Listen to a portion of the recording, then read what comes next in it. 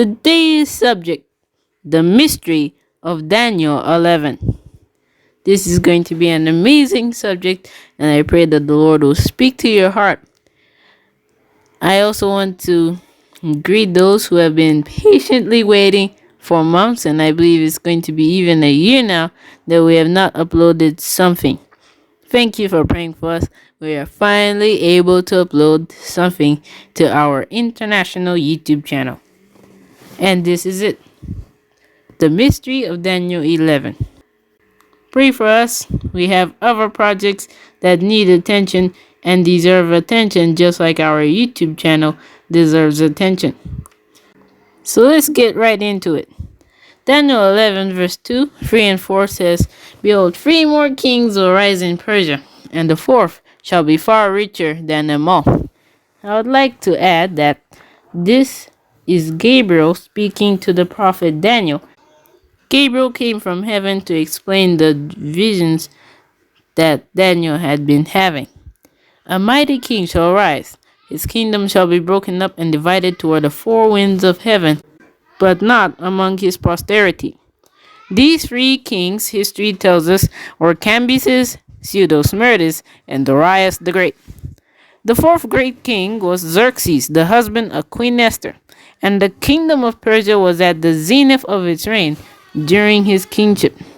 During this time, for 6 months, the princes and the governors of all the Persian provinces were amused at the royal palace. And when the get-together event finished, the Shushan palace opened for a full week. During this time, the inhabitants feasted in the gardens. They partied and downed wine from golden cups. The decorations of the palace were attractive. They had marble walls and floors, the gorgeous colorful curtains hanging by silver rings to the lofty pillars, and they also featured golden and silver couches. This is one of the reconstructions of the palace of Persia during that time. Gabriel also talked about a mighty king, Alexander the Great. Soon Alexander the Great's kingdom was divided to 4 generals: Cassander, Lysimachus, Seleucus, and Ptolemy. But somehow, the 4 kingdoms became 2 kingdoms, and this is where we get the famous warring kings of North and South. Seleucus being the northern king, and Ptolemy being the southern king. Let's read on. Daniel 11 verse 5 and 6 say, The king of the south shall have a great dominion, and history tells us he did. At the end of some years they shall join forces, for the daughter of the king of the south shall go to the king of the north to make an agreement, but she shall not retain the power of her authority.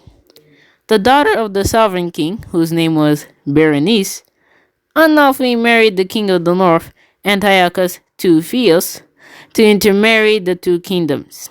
You see, Antiochus had to put away his lawful wife, Laodice I, in order to marry Berenice. But Antiochus II lost favor of Berenice and then called back his first wife, who killed him. She then killed Berenice, her illegitimate child, with Antiochus and her team. In short, Berenice didn't retain the power of her authority. Verse 7 says, One shall arise who shall enter the fortress of the king of the north and deal with them and prevail. Berenice's brother, the new sovereign king, Ptolemy Euergetes, revenged his sister's death and found Egyptian gods in Babylon, which he returned to Egypt, just like the angel Gabriel said in verse 8 of Daniel 11. Let's read on. In verses 10, 11, 12, 14, and 16, we find a lot of things that have been specifically discussed by the angel Gabriel to Daniel, and you can see these things that have happened actually in real history. Let's see. The northern king's sons shall stir up strife.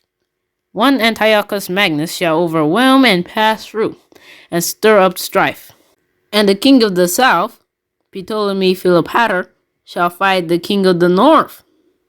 But the multitude, that's Antiochus' army, shall be given into the hand of his enemy, but he will not prevail. Many shall rise up against the king of the south, Ptolemy Epiphanes. Also, violent men, the Roman Empire, shall exalt themselves in fulfillment of the vision. The leader of the Roman Empire is also going to stand in the glorious land with destruction in his power. Antiochus regained lost territory from the northern king. During this time, a new sovereign king came into power, namely Ptolemy Philopator, and he defeated Antiochus' army, but nothing was really gained from this. Ptolemy Epiphanes became the ruler of Egypt, and the Syrian and Macedonians plotted the downfall of the sovereign king. But suddenly, Rome gained over Eurasia in no time, and no one withstood the Iron Beast. Rome conquered Egypt, Greece, and the glorious land, Israel. Verses 19 through 21 says, Then he, Julius Caesar, shall turn his face toward the fortress of his own land, but he shall stumble and fall.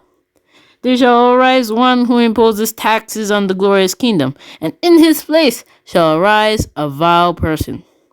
Julius Caesar had already done much for the Romans, but he was assassinated by a group of senators without carrying out what he wanted to do. You see, Julius Caesar had already done much, meaning he still had a to-do list of things to do for the Roman Empire.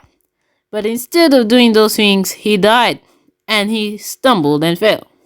His adopted son, Octavian, imposed taxes on Israel, so that the Jews had to follow the new law.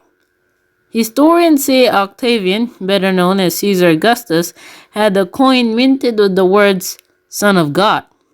Interestingly, about that time, the real Son of God and second person in the Trinity was born to save man.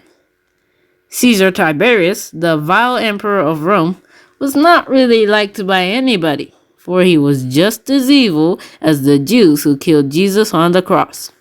Here we see Gabriel prophesying the future of the world, listing kings and emperors who would do certain things. But a new king arose with more sinister features. The little horn, the Antichrist power, came into the church deceitfully by entering peaceably, and those who ate his delicacy shall be swept away. Those of the people who understand shall instruct many, yet for many days they shall fall by sword and flame. Daniel 11:23, 24, 26, and 33. The little horn gradually took over the church, doing what his fathers have not done, nor his forefathers. Verse 24. Before anyone knew, thousands were drinking and eating of the deadly leaven and wine of Babylon the great harlot, the Roman Catholic Church's doctrines. God used reformers to enlighten the minds of ignorant people. The people who understand shall instruct many. But for many years, many days, 1,260 long years of papal persecutions, the saints of God fell by the sword and flame. Gabriel predicted, those who eat of the portion of his delicacy shall destroy him. And he said, many shall fall down slain. And as we will see, many were slain. Verse 31 says, they shall defile the sanctuary fortress. Then they shall take away the daily sacrifices and place there the abomination of desolation. The great apostate Christian church, also known as the Papal Church, defiled the sanctuary, removed the Bible from the people, and replaced it with their mark of authority, also known as sun worship. This is the abomination of desolation. Gabriel also said this northern king will exalt and magnify himself above every god, shall speak blasphemies against the God of gods. He shall regard neither the God of his fathers nor the desire of woman, but he shall honor a God which his fathers did not know, with gold and silver, with precious stones and pleasant things. Verses 36, 37, and 38. These prophecies met their fulfillment in the French Revolution. We don't know how many people died. Sources conflict. Some say 40,000 died, others say 1,400,000 died, and still others say 3.1 million people perished. What we do know, as Gabriel said, is that many were slain. Gabriel also said the northern king, France, would blaspheme God. Speaking of blasphemy, read this historical quote from the French Revolution. In History, Volume 11, page 309. God, if you exist, avenge your injured name. I bid you defiance. You remain silent. You dare not launch your thunders. That is spine-chilling, especially for me. Because when you look at it, this was the first time that a nation through their legislative assembly had decreed that there was no God, and things went wrong for them in the next few years. And one more time, in Allison Volume 1, Chapter 10, the Bible also said, before I read this quote, that they would place a God which their fathers did not know, this king would honor. Does history confirm the Bible? Let's see. Mortals, cease to tremble before the powerless thunders of a God whom your fears have created. Fall before the august senate of freedom, O veil of reason. So you can see through this quote that they were worshiping reason, and they were not worshiping God anymore. They had placed a God which their fathers did not know. In the latter days there will be wars and rumors of wars. Verses 40 to 44. And you can see this happening today. But what I want to highlight is verses 44 and 45. They say, news from the east shall trouble him. Therefore he shall go out with great fury to destroy and annihilate many. Yet he shall come to his end, and no one will help him. Here we are introduced to a new king, the king of the east. News from the east, the news of the second coming, because the way for Jesus, the king of the east, will be prepared. These news will trouble the enemies of God, namely Gog and Magog, the enemies of God's people. And they will persecute the saints of God, but they will come to their end. And when all seems worse for God's people, Michael the archangel will stand up for his people, and every person that has their name written in the book of life will be delivered. They will shine like the brightness of the firmament, and those who turn many to righteousness like the stars forever and ever. Daniel 12 verse 3. Thank you for listening to this presentation. Please don't forget to subscribe to our YouTube channel, Just Facts International. We have other videos coming up soon. Stay tuned. God bless you, and we will see you on another video.